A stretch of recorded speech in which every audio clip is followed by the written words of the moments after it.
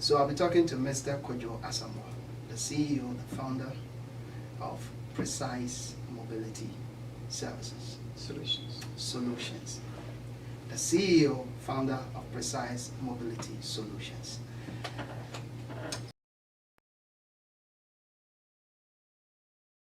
So I'll be talking to Mr. Kojo Asamoah, the CEO, the founder of Precise Mobility Services. Solutions.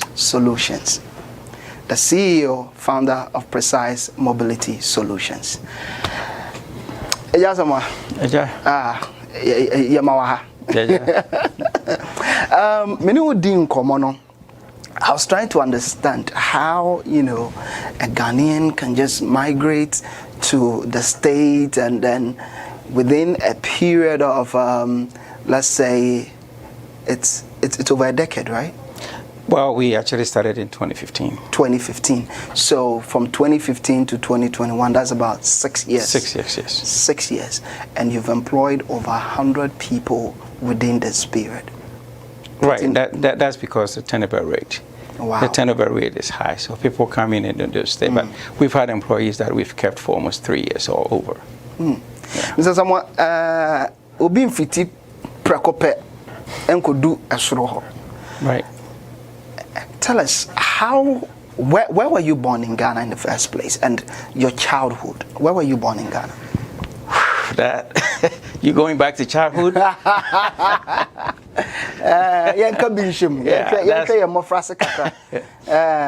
That's a long story. Well, actually, originally I'm from Kwabri East. Kwabri East. Yeah, that's where I was born. But I was raised in Western Region. Okay. Because my father died when I was 7 years old. So his brother who took over took me to Western Region in the Hunibari area. Okay. I don't know if you... Yeah. So that's why I went to school. Actually, it's a small village, Damai. They have a lot of gold there now. Oh, wow. They moved from the old town to the new town. Okay. So that's where I actually grew up. And growing up was tough. Tough. Wow.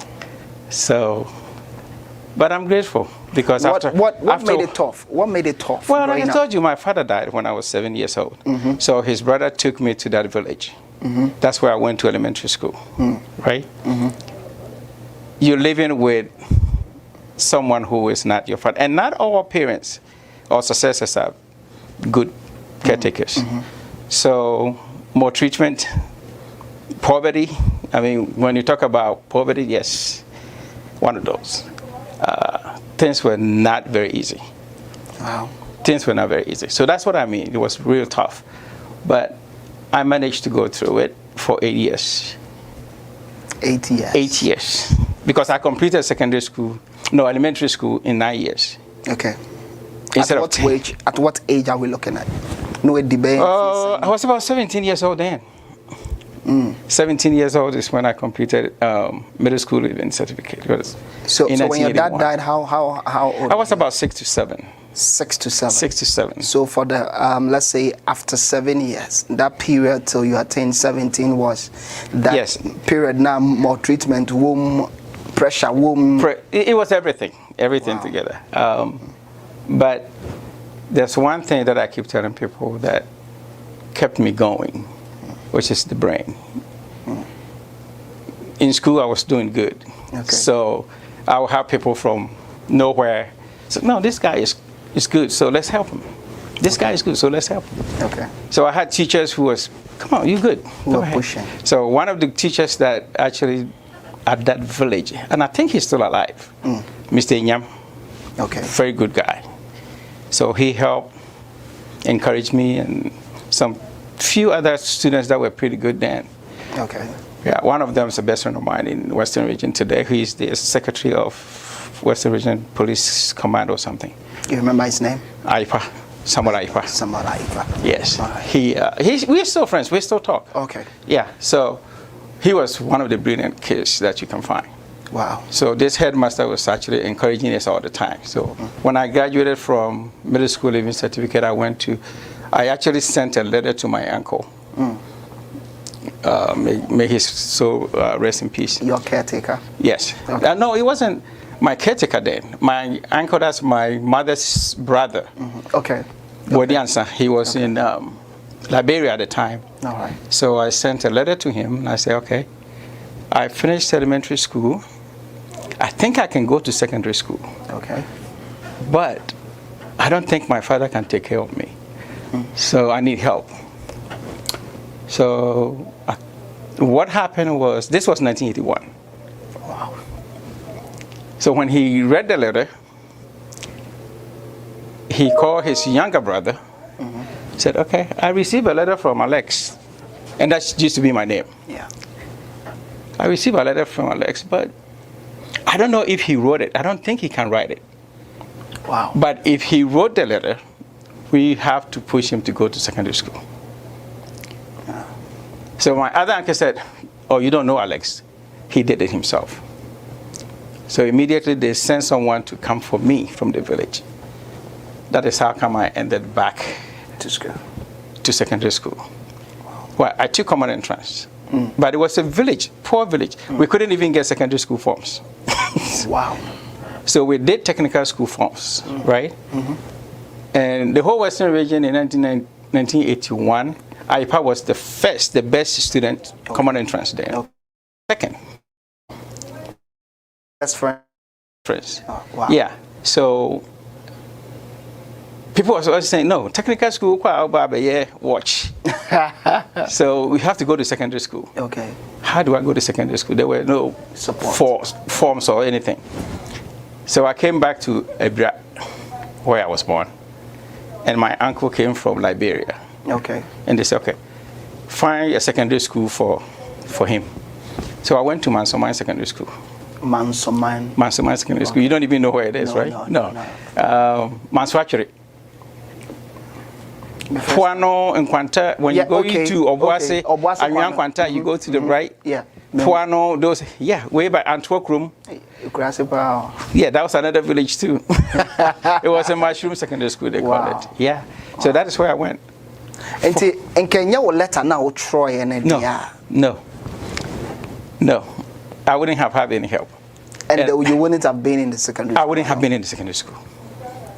So it was the letter that I wrote to my uncle, and said, he also read the letter and said, okay, this guy. And you wrote?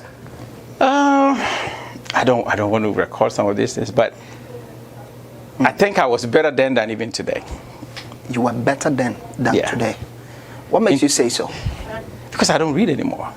Oh, okay, I get it. In terms of brofo, going to secondary school and all, I was better then than before. Okay. I mean, than today. Yeah. And it's understandable. Yeah, because I'm not reading it anymore. Okay. So that was the letter was the one actually that helped push me to secondary school. And when I went to Mansoman Secondary School, I think the first year, I had 3 professors, 3 teachers, let's call them that way. Those days, we call them masters, right? We call them masters. Masters, yeah. They called me and said, you're good. Wow. Why don't you tell your parents to take you to a school in Kumasi, one of the big town schools? Yeah, so that because we know you can be successful, but we know, but this place is not good for you. It was Mr. Boite, Mr. Toku, and Mr. Ifa. Boite was a literature teacher, master. Wow. Boite, geography, and Ifa was geography, So they encouraged me to go to a school in a city. How do I go? Because who needs support to be into Wow. So I came home and I told my uncle, my other uncle, Ajamai. He was the only one that was at the village. Okay. And then he took my friend and saying, terminal report, right? Yes, my terminal report. And then we contacted somebody who went to Prempeh College. Okay. To take me to the school to see if I can get admission into Prempeh College. Okay. The headmaster then was Atiemo. Okay. I don't know if you heard his name. He was famous Atiemo. It was at Prempeh College there, 1981, 82. Okay. We went there, he looked at the report. Yeah, the guy is smart, but You have to pay 2,000. 2,000 cities. Those days. That was those days. Those days. So I'm thinking today it will be like what? 20 pesos? 20 pesos. Pretty much. We didn't have it. Wow. We didn't have it. So my uncle said, no, I'm not going to pay bribe for someone who is smart. Smart kid. No, I'm not doing it. But if he had the money, he would have paid. Yeah. But he didn't. So I had to go back to Masumai. Wow. So I went there for a second year. The third year, 1983, is when they deported Nigerians, right? Agege. Agege, yeah. So I had two uncles who were in Nigeria. They came to Ghana, and guess what? One of them had a friend at Osetutu Secondary School. Okay. So I contacted him, and this is the uncle that told my other uncle that, yes, Alex wrote the letter. So he knew that, He knew how smart you were. Yeah. So right away, he said, okay, let me take you to Osetutu, and that's where I went. Wow. And completed the O-level. And from there, I went to Konongo Dumase.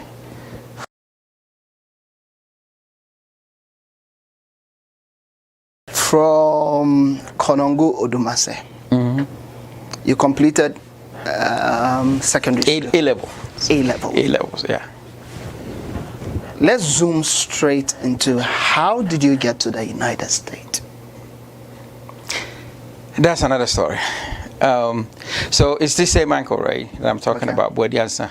The one who left Liberia? Yeah, came here, took care of me in secondary school and all that, yes.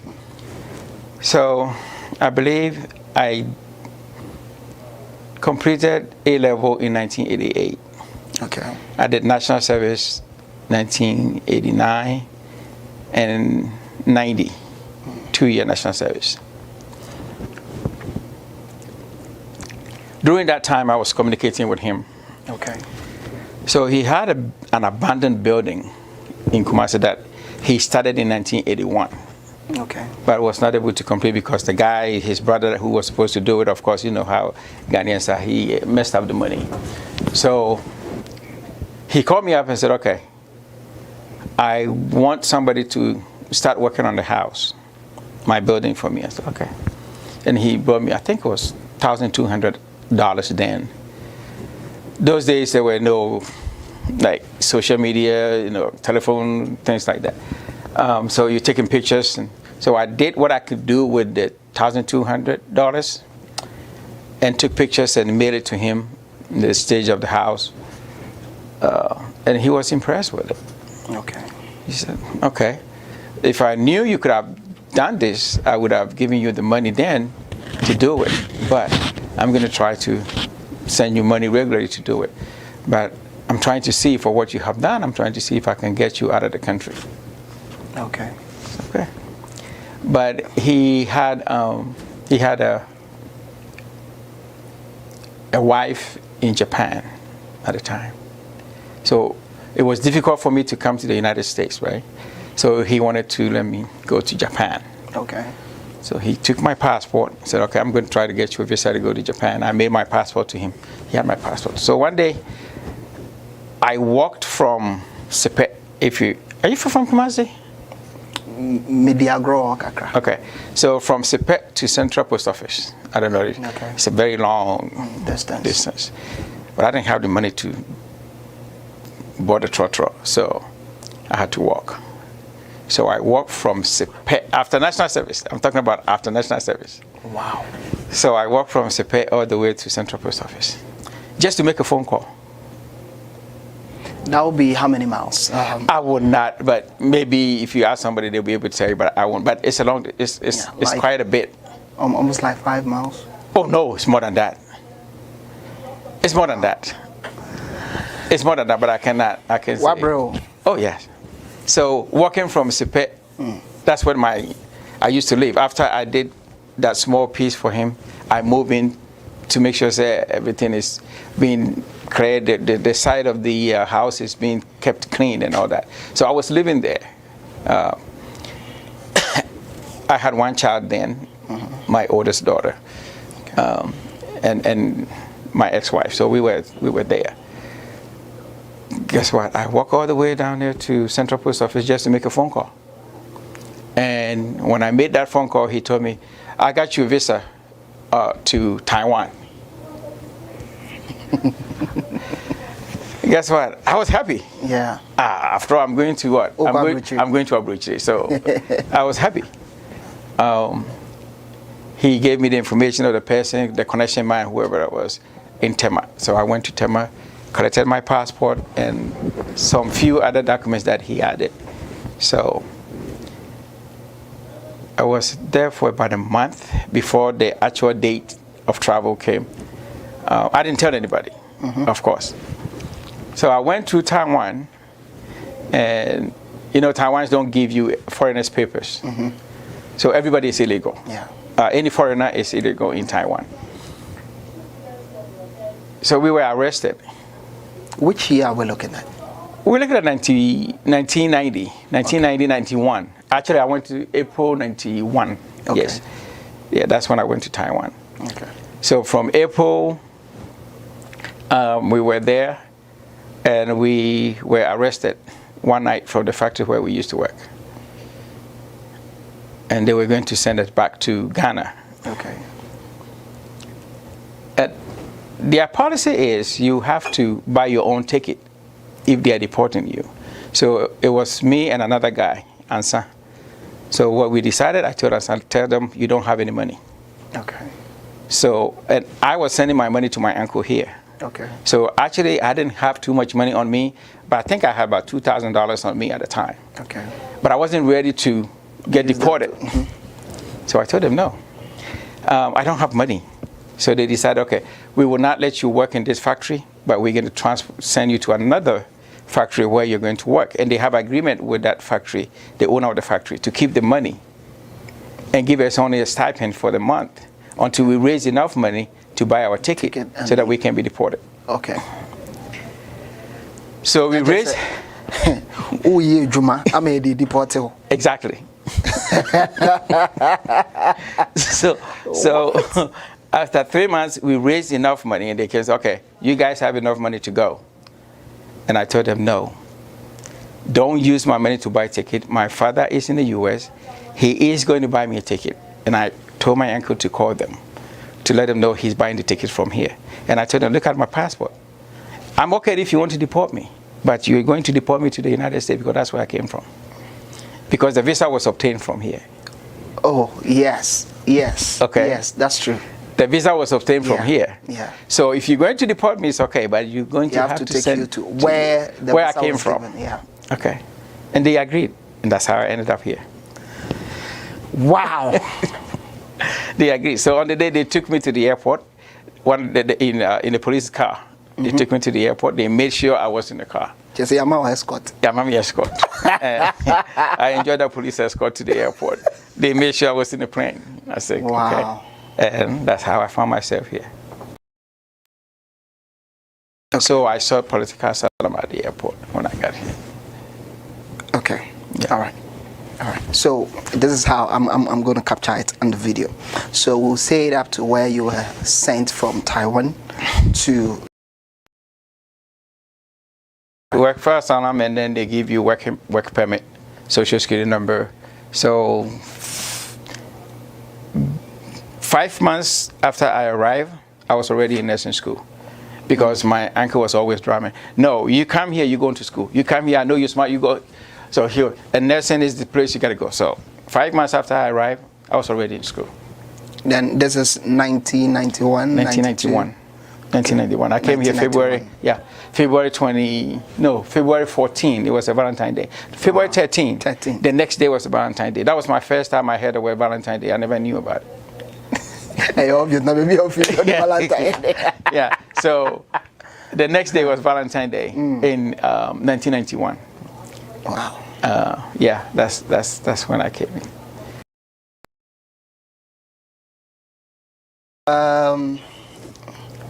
If you're crassy, right? Echo school. At a show. Me fit classical school. At a show. No. Are you talking about from a crassy? Eba Kumasi. Eba Krum. Yeah. Also, what tire nation? Me papa tire. Or no trouser. No, the man. What's it yapam? In the mammy. Wow. And Pabana Shemini, Madame for your fenata. No cosre, the mammy said the man. And Shetty and Sherry, Madame for your fender, you say. In fact, no problem. Wow. No, the mammy. I didn't have clothes. Just a Namyaka Miniatari. I met him at the Ashe descent, I met him the Ashe from the village to the city. It's not probably no head to toe, laboro. Everything. Everything. And you find yourself through those channels, and today you are in the United States. Yes. And in school, nursing. Nursing. Yeah. What a journey. Arriving in the United States, offer amount of pressure that be school, and I'll start. I won't say it was a pressure. It was an encouragement. Okay. Not when you say pursue anything in the medical field. Not at all. And then I know pursue.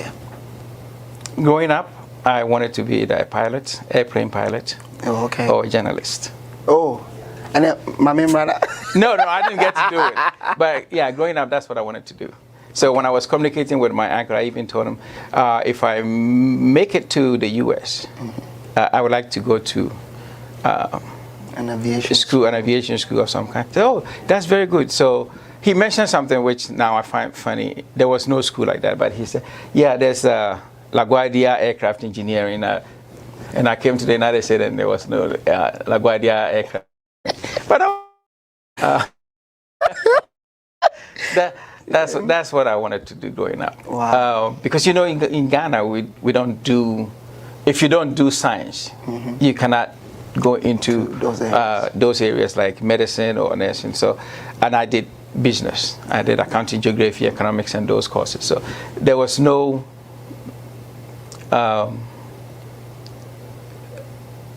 zeal for, what is it called, medicine or nursing. This was much more or less an encouragement from my uncle, because nursing, is big in the U.S. But I don't regret doing it. Why? Because I've always had a job since 1997 when I graduated. I've always had a job until 2017. And I quit nursing to run this business. So I've been a nurse from 1990.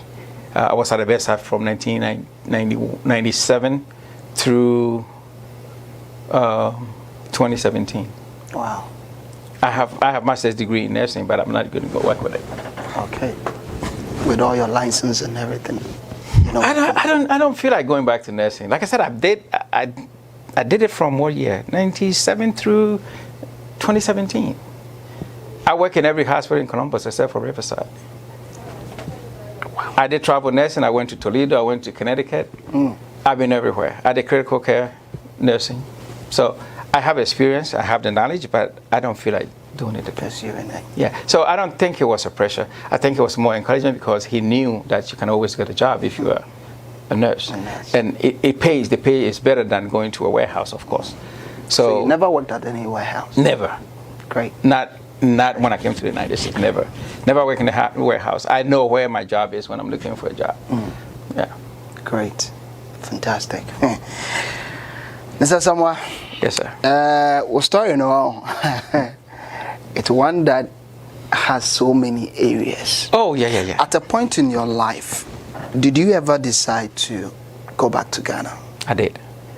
To be honest with you, if you talk to any friend, if you talk to my wife right now, she'll tell you, I don't want to be here. And I've never want to be here. After a while, I didn't want to be here. Why that? For me, I think it's more or less like socialization. There's so much isolation in this country. And I'm not somebody who is really outgoing, like I want to go to somebody's house. Even here, I don't go anywhere, even when I go to Ghana, but I feel more comfortable when I'm at home. So I decided that we go to Ghana, and it took me 13 years to get my papers. That's one thing. But wow, yeah, that's another story that we can talk about it. But after getting my papers, 2004 is when I got my papers. Don't forget, I was always getting my working permit, so I was legal, going to school and everything, working and everything. I was legal, except I didn't have my green card. So 2004, after I went home the first time, I always had plans that I want to go. So I had already put up my house, but 1998 is when I purchased the land. And so in Ghana. In Ghana. So okay. I wanted to go back, and I still want to go back, and everybody knows. So in 2004, 2005, 2006, I decided to go. So I had a lab. We opened a lab. Me and my wife opened a lab in Ghana. Yeah. Okay. So we wanted to go there. So I was going back and forth. Like every 3 months, I'll go take care of it until 2008.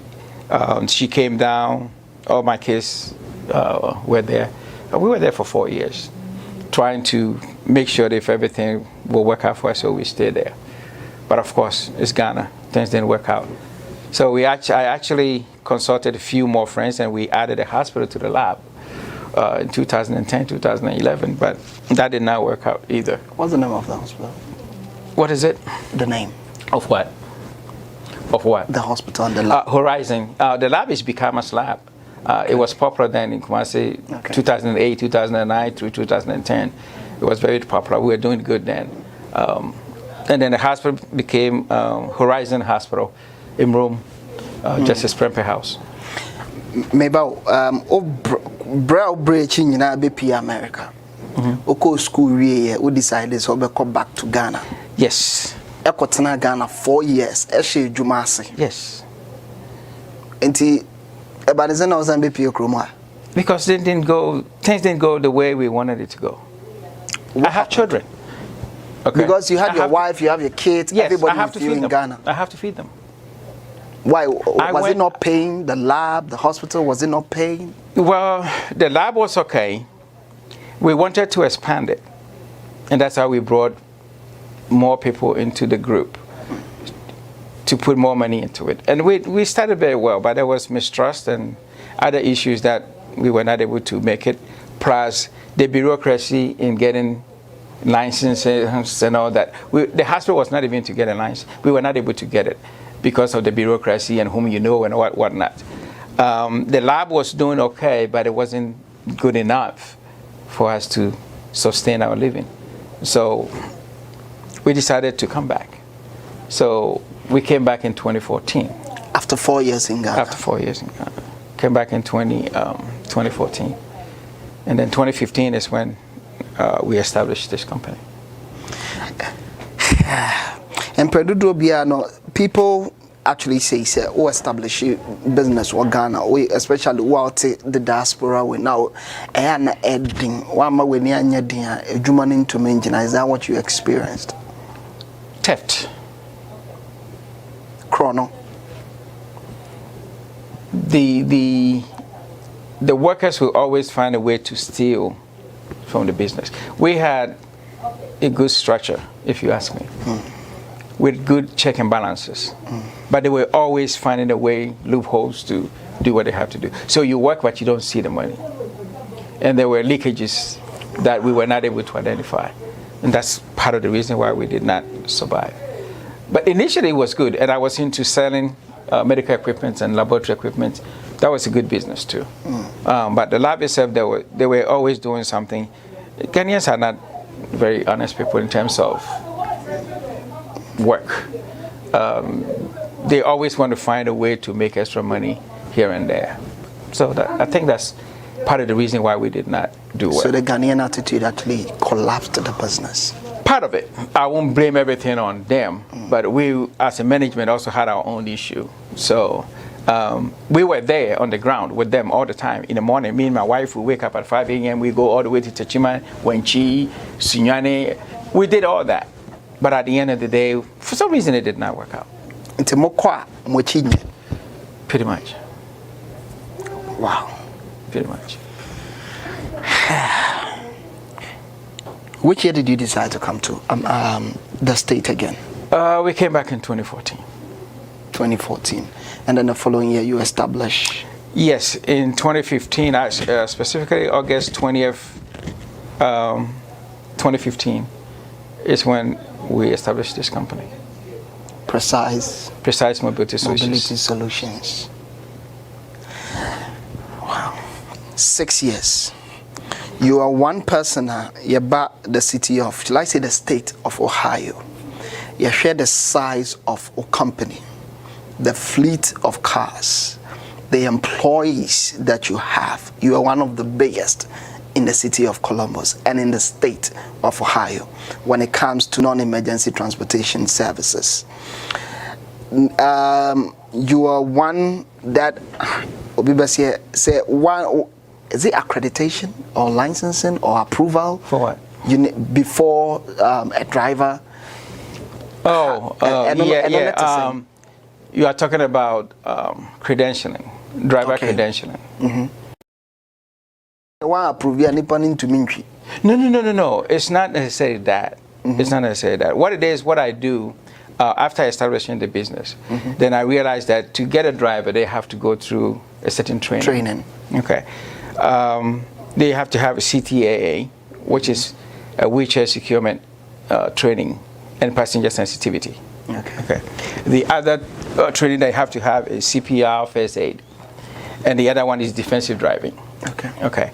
I got into the training because it was difficult to find trainers when you need a driver. So I decided to train myself so that I can train my own drivers. So I don't necessarily have to satisfy anybody, but I also train drivers from different companies. So if a company approaches me and says, okay, we have 2, 3, 4, 5, 10 drivers, yes, I will train them. But no, I do not credential them. I just train them to get the certificate they need in order to drive a non-emergency medical transportation vehicle. How many companies offhand do you exist within the, should I say, Ohio? Ohio is too big? I don't know about Ohio, but in Columbus, the last time I checked, there are about more than 20 non-emergency medical transportation companies. And yours stands out to be one of the biggest? You are saying it. I don't know. Because we've done our search. Okay. So if you say so, yes, I would say probably, because we started with one vehicle. Today we have 18. I was just talking to my wife. Chances are we're going to add more 2 vehicles to it to make a 20 vehicle fleet. That is not small. I won't call it a small size. Because most transportation companies, non-emergency medical transportation companies, most of them will have about 5, 6, 10. I think so far the maximum we've seen is about 9, and then the other one we inquired was 12. No, there are more than that. There's a company called Metro. They have over 60 vehicles in Columbus. Metro. Okay. I don't know who owns it.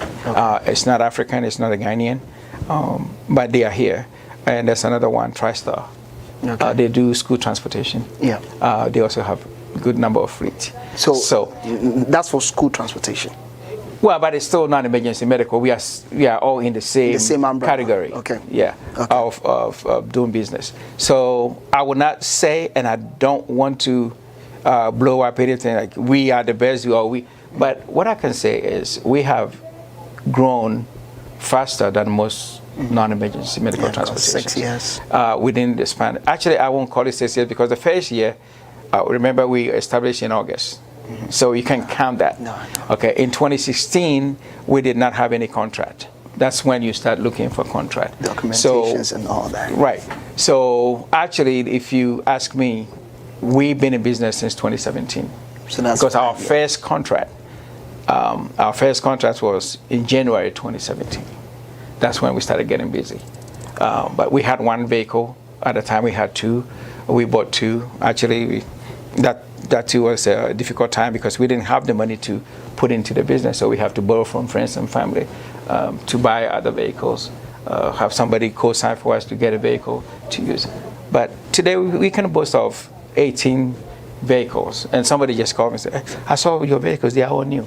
We're trying to upgrade our vehicles now. So I will not say we are the best. I will not say we are on top of everybody.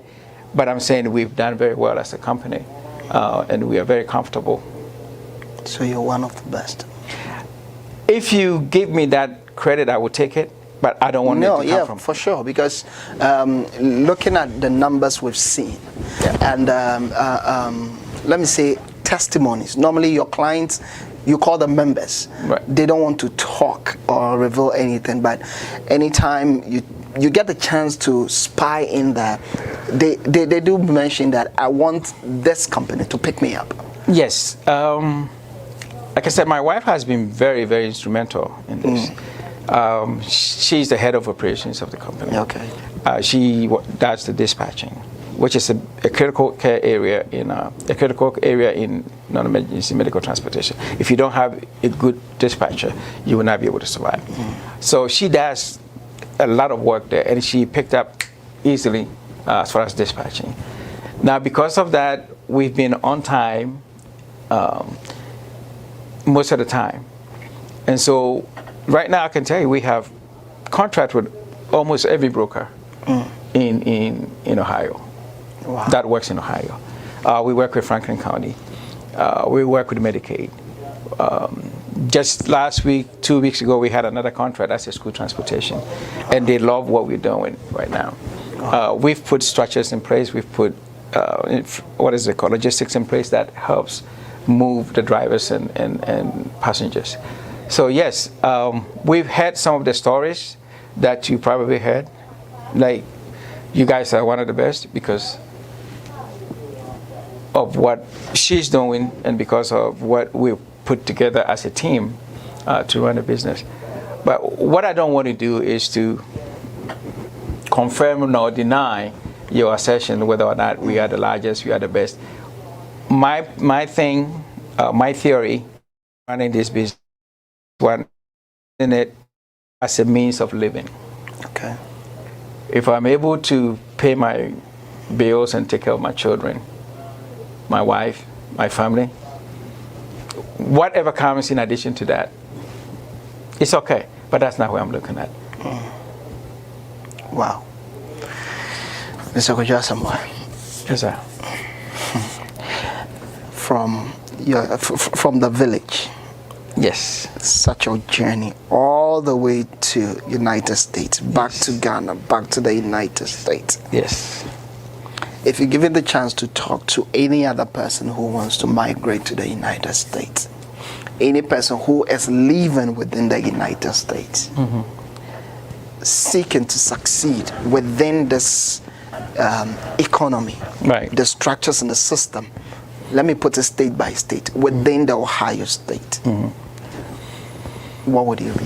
Well, what would the advice be? For people who wants to come to the States, I will put them into two categories. The ones who have jobs and the ones who don't have jobs. So you are in Ghana, you don't have a job. If you have a chance to travel, I'll say hallelujah, go ahead and do it. But if you have a job in Ghana and you think you can live on it, don't leave your job to travel because it doesn't make sense. Okay, so that would be my advice to people who want to migrate to the United States or any part of the world for that matter. Because the story you hear is not what you see when you get here. And I don't fault anybody from wanting to come to the United States or travel outside the country. Look at me. I didn't have anything. I came here. Now I can go to the store and buy any clothes that I want to buy any shoes that I want to buy. So what makes me think that somebody's going to believe that this country is not the best place to be if you came from ashes to this level? You understand? So I would not want to go that route. However, if people will listen, if you have a job in Ghana and your job is able to put food on the table, don't travel. It doesn't make sense because there's much pressure here than it is in Ghana. There's much pressure here. We are not used to this environment. This is not our culture. The food is not ours. The music is not ours. You are coming into a very different environment altogether. And you are leaving your family and friends behind. If you ask me, it's not the best way to go. But if people want to travel, hey, that's fine. Now, once you get here, to answer the second part of your question, which is now you are here. Know what I know now. I would have started the business a long time ago. One thing about Ghanaians, when you arrive, let's say in Columbus, I know you. Oh, can I find a job? Yeah, we have a job here. There's a lot of overtime. So once you get there and you do a lot of overtime, that's what everybody thinks. I get a lot of overtime, so I love this job. We don't look elsewhere. We don't look for other opportunities that exist within the environment for which we are living in. You understand? So right now, if I had a chance to talk to anybody who is here, hey, if you think you are capable, and let me say this, not everybody can manage a business. Put it that way. Sure. Not everybody can do it, because it requires a certain level of dedication, sacrifice, and between me and my wife, we've sacrificed a lot. I was telling somebody this morning that there was a period of time when we started this company that we couldn't pay ourselves. You understand? But I had the hope that with everything that's going on, yes, we can be successful. It's just a matter of time. Okay? So if anybody wants to go into business, so long as they have the business acumen to do what it is that they want to do, fine, so be it. Delve into that area. Don't just look at the Walmart and the warehouse because you get it more overtime. And one thing that is killing Ghanaians in particular is the fact that we are not able to come together to establish businesses, because there's so much mistrust among ourselves that you cannot come together. If I have 2-3 other people that can merge with me to expand this business, I will, but I will pick and choose them carefully, because we are not team players. I will bring you into the business, and as soon as you come in, you start finding a way to cheat or find a way to do your own down the road and then leave me in the middle of the sea. So it's an option. If people can put themselves together and open a business and run it, it will work. So that would be my advice to people. Mr. Kojo Asamoah, Yanko Poncho. That's it. Yeah, that's it. Say, say ye pesi no din komo wa maye kwan san say yim say modwuma no muni adaje, but wetume nya bre amayen. Yeah. We are grateful. We are grateful. So that's it. And congratulations as well, because we've heard so many stories about you. Oh, really? So many stories. I don't know if people talk about me like. So not from, and interestingly, not from the Ghanaian community. Let me be very precise. As far as the company? Because you talk to some, you gave me some training, so I got the opportunity of getting closer to some of the members. Okay. So when you talk, you hear precise. Oh, precise. You hear precise. You hear precise. And that is good commendation. Yeah. Like I said, we've done very well. We've grown very fast. I mean, like I said, part of the credit goes to my wife. She's done so well in the dispatching and the field work. Not every woman would do that. Yeah. And she has sacrificed so much. Like I said, in the time that we don't even have money to pay ourselves, somebody would say, enough is enough. But she bought the idea right from day one. When I came up with the idea, hey, I was at work when I called her. I think I found a business that we can do. What do you think? And immediately she bought into it. So we had an idea of adding a friend of mine who actually just called while we were talking. But she said, no, I don't want it. He said, okay, let's do it. So she bought into the idea right from the beginning. And she has worked with us, with me throughout all this. So, hey. Behind every successful man. Yeah. She's been very helpful in this business. Very, very. The role that she plays is very, very critical. She's the engine. Yeah, it got to a point where her name was associated with the company pretty much. Everybody calls for Harriet. Why? Because she would make friends with people to just get business. Yeah. You know that. Yeah. So we've done well. If you ask me, we have done well. That part I can take credit for, because I don't have any knowledge or training in transportation. She doesn't. So I do the research. I do everything, policies, procedures, and I do all of that. But once I get it done and shoot it to her, this is what we should be doing, she picks on it, and that's it. And that has helped us move forward faster, perhaps than most other companies that I know. Because since we've been in, a lot of Ghanaians have come to me trying to establish the same company. I have helped them to establish, but I can tell you, I know about 2, 3, 4 of them that did not even survive. They did not even go beyond 2 vehicles, and they just walk out from the business. Yeah, so for that, yeah, I can take credit for that one. Mr. Kujasama, yes. So we'll end our conversation here. Martin. And you want to go back to Ghana anytime soon? Looking at how progressive. I'm going. Actually, the whole family is going on December 14. We just bought a ticket. So probably a visit. I'll be there for 2 months. I don't like the winter. I never like it. I just said, Johnny. Pretty much. Yeah. So but seriously, I want to go back home. I want to go back home. I want to settle at home. My wife knows it. Everybody that talks to me knows it. Looking into the future, how soon do you think it will be? 5, 10 years? 10 years. I don't have that much. I'm 57 years old. 5, 10 years. I'll be 67. When I go to Ghana, all things being equal, I only have 3 years to live. No, I want to go much earlier. I have a daughter that's 14 years old. As soon as she goes to college, I think it's time. There will be nobody in the house. Okay. So I can go and spend as much time. But I'm doing a transition. Okay. If I can go there and spend like 6 months and come back, I'll be happy. Okay. I don't necessarily have to be there all the time. But I'm looking at other things. I'm not going to go into business like I did before. The lab is still there. Yeah. It's not functioning as it used to be. We're going to put some more money into it and see if it will work better. But I want to go as soon as possible. I don't have a timeline, but give and take. If you give me 2 years to do transition, yeah, that would be a good thing. I want to go. I don't like it. With the words of Kojo Asamoah, I can rest assured that so many people I've spoken to want to migrate, want to return back home, set up businesses and make it run. Unfortunately, their fear has got to do with the attitude of many Ghanaians. The attitude of many Ghanaians.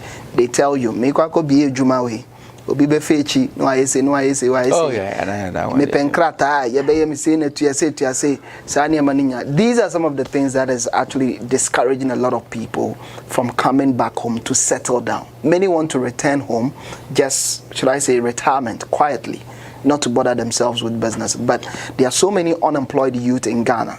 If we all can come together and decide that, listen, let's change our attitude towards work, we are not going to have many Ghanaians opening companies and having foreigners man their companies. It's all about our attitude. It's all about the trust for each other. My name is Ntiama Williams. Thank you very much, and I'll see you on the next episode. Thank you, sir.